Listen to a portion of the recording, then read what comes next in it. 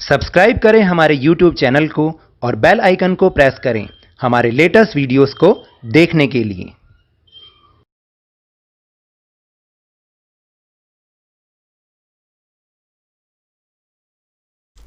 Hello and welcome to Lavneesh Sir की class.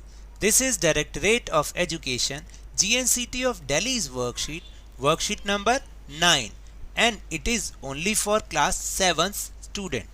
It has taken from the subject Social Science History, and we will learn and understand the chapter The Delhi Sultans. तो आज हम history का chapter start करेंगे जो कि Delhi sultans के बारे में है।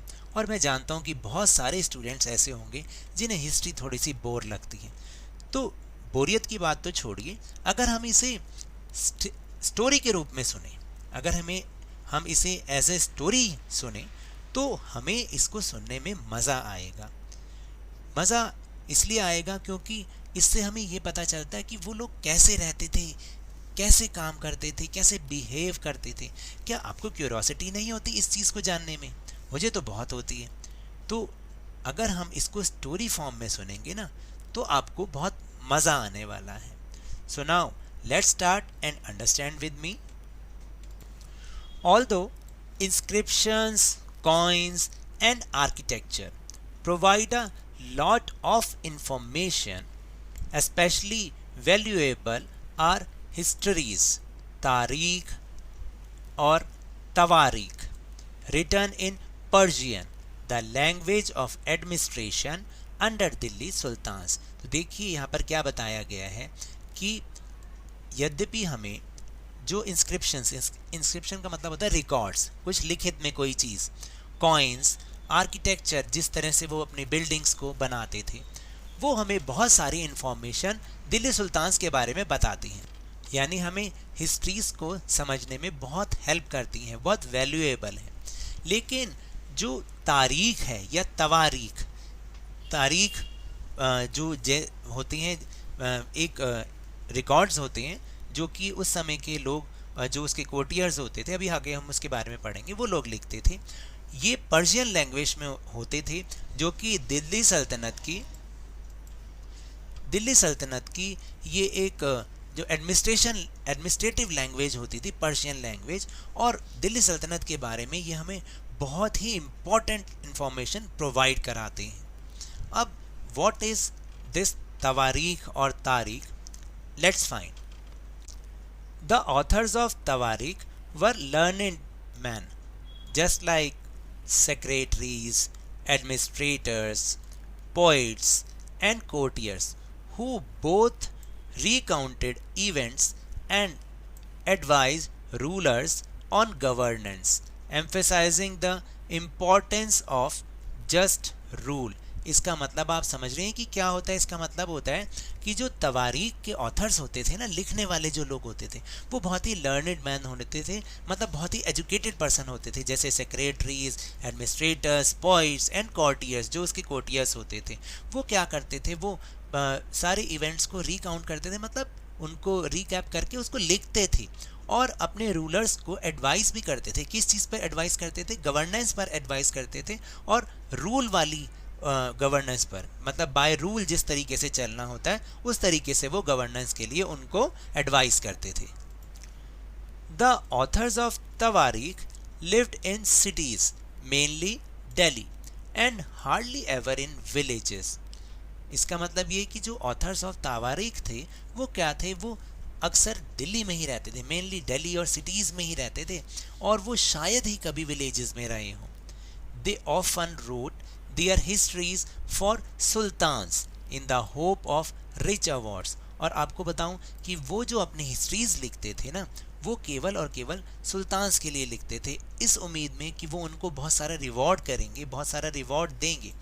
These authors advise rulers on the need to preserve an ideal social order based on birthright and gender distinctions। और इसके साथ साथ वो किंग को, जो सुल्तान होते थे, उनको ये एडवाइस करते थे कि एक ऐसी सोसाइटी बनाई जाए जिसमें बर्थ राइट और जेंडर डिस्टिंक्शंस को यूज़ मतलब उसको इम्पोर्टेंस दी जाए। मतलब वो उनको ये बताते थे कि जो जैसे ये जो आपका सुल्तान वाला जो राइट है वो बर्थ राइट है कि आपके बाद आपका बेटा बनेगा, फिर उसका बेटा बनेगा। तो और साथ साथ वो ये भी बताते थे कि जेंडर डिस्टिंक्शन मीन्स मतलब जेंडर डिस्क्रिमिनेशन हो ऐसी सोसाइटी को रूलर्स को बनाना चाहिए, उसके लिए वो एडवाइस करते थे। There ideas were not shared by everybody, और जो उनके आइडियाज़ होते थे, यहाँ पे थोड़ा सा ऐसा लिखा है कि नॉट शेयर्ड बाय एवरीबॉडी, मतलब उनको बहुत ज़्यादा लोग पसंद नहीं करते थे क्योंकि वो उन लोगों के बारे में थोड़ी लिखते थे, और बल्कि सुल्तान्स को वो इस तरीके के सोशल सोसाइटी बनाने के लिए भी वो उनको एडवाइस करते थे कि जिसमें जेंडर डिस्क्रिमिनेशन हो और बर्थ राइट की बात हो। And the next topic is Delhi's first became the capital of a kingdom under the Tomar Rajputs. और हमने क्या समझा अब कि भाई जो दिल्ली थी वो सबसे पहले जो राजधानी बनी वो किस किंगडम की बनी? तोमर राजपूत की किंगडम की बनी। Who were defeated in the middle of the 12th century by Chauhans, also referred to चहमन्स of Ajmer.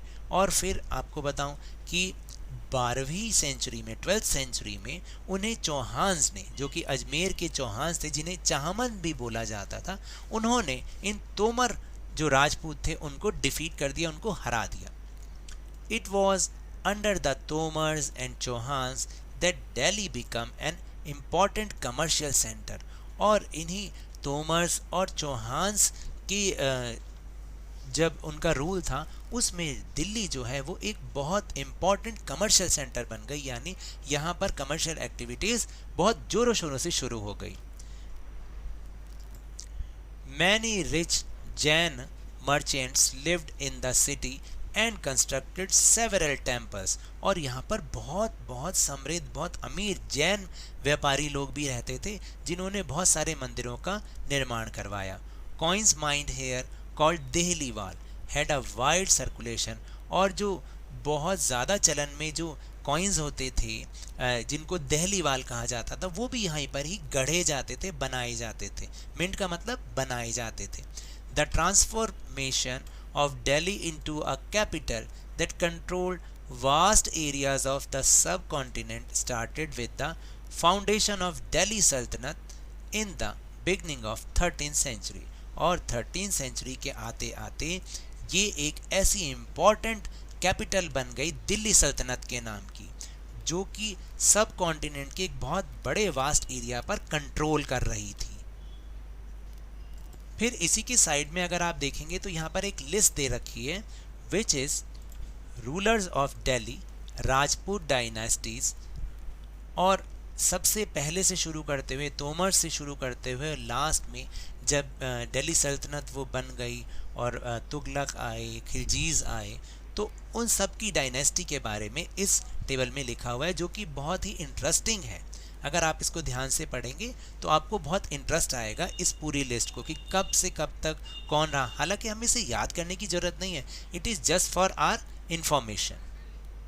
तो आपने नोटिस किया कि यहाँ पर तोमर से लेकर जो लास्ट थे बाहूलाल लोधी तक का यहाँ पर पूरा हिस्ट्री दे रखी है, उनका टाइम पीरियड दे रखा है। So now let's move on our question answer section. So the first question is mentions the sources which help us to study history। तो क्या इसका आंसर हो सकता है? Records, coins, building art and तवारीख can help us to study history.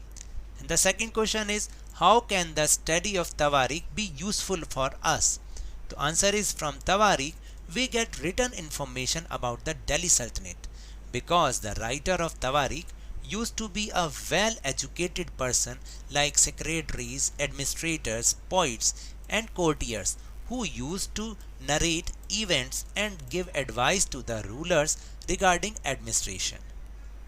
Then question number third is describe the limitation of study तवारीख, यानी तवारीख की study की क्या limitations थी? तो answer is from Tawarikh we do not get information about the general public of the Delhi Sultanate because Tawarikh writers lived in the cities, they rarely in villages। He often wrote his history for the sultans in the hope of getting a lot of reward from them. He often advised to the rulers to maintain ideal social system based on birthright and gender discrimination. And the last question is, find out which rulers contributed in the construction of Qutub Minar. Collect some more information about Qutub Minar. तो answer is the construction of Qutub Minar was started by Qutubuddin Aibak but he built only the basement. उन्होंने केवल basement बनाया था.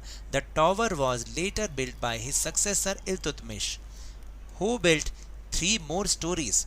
The last 2 floors were completed by Firoz Shah Tughlaq. So there are 3 rulers which contributed in the construction of Qutub Minar. And the other information is Qutub Minar is a huge 73-meter high tower built in 1193 by Qutbuddin Aibak. This tower is the tallest tower in India. पूरे India में tallest tower है. 5 stories and complete with balconies के साथ.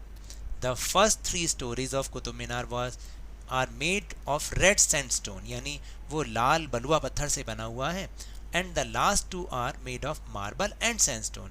तो जो last 2 stories हैं वो संगमरमर और बलुआ पत्थर से बना हुआ है. So now that's all for this worksheet. अगर मेरे इस तरह समझाने से आपको थोड़ा सा भी समझ में आया हो तो इस चैनल को ज़्यादा से ज़्यादा सब्सक्राइब कीजिए, लाइक कीजिए और बहुत ज़्यादा शेयर भी कीजिए. और हाँ, मेरे साथ इसी तरह इजी वे में वर्कशीट को समझिए और बहुत मेहनत से, बहुत लगन के साथ आप पढ़ते रहिए. और अगर आपको कोरोना वायरस से बचना है तो आप मास्क जरूर लगा के रखिए. अपने हाथों को रेगुलरली सोप और वाटर से वॉश करते रहिए, क्योंकि जब तक कोई दवाई नहीं तब तक कोई ढिलाई नहीं. Thank you very much.